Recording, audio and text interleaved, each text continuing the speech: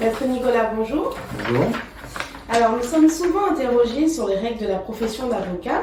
Est-ce que vous acceptez en votre qualité d'ancien bâtonnier de nous parler du conflit d'intérêts?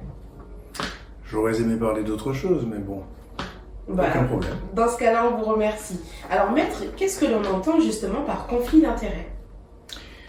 Le conflit d'intérêts est traité par l'article 4 du règlement intérieur national de la profession d'avocat.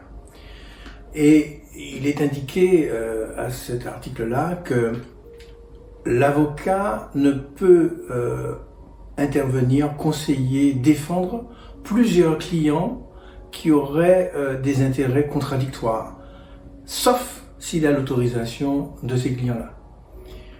Par ailleurs, l'avocat ne peut pas non plus représenter devant une juridiction plusieurs personnes, sauf accord écrit de ces personnes-là, lorsque peut surgir un conflit d'intérêts entre elles. D'accord, maître. Mais par quoi se définit réellement le conflit d'intérêts?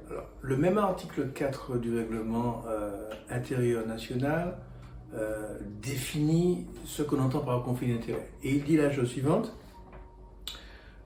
Dans la fonction de conseil, d'une part, dans la fonction de représentation, d'autre part, l'avocat qui, lui, a une obligation d'information complète, loyale et sans réserve à son client, dès lors qu'il détient une information qui ne lui permet pas de renseigner complètement son client, il y a un conflit d'intérêts.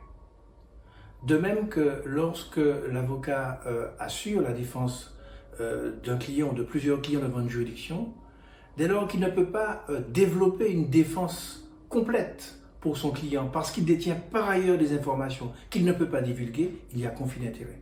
Donc par conséquent, la définition du conflit d'intérêts est donnée par cet article 4 du règlement intérieur national que chacun peut aller vérifier. D'accord, donc finalement, dans ces conditions, l'avocat est le seul à savoir s'il y a conflit d'intérêts. En effet, puisque c'est lui qui détient les informations qui peuvent être contradictoires entre elles et qui peuvent empêcher d'assurer une défense complète d'un client. Oui, tout à fait. Mais prenons un cas. Si un avocat se maintient alors qu'il y a conflit d'intérêts, que se passe-t-il?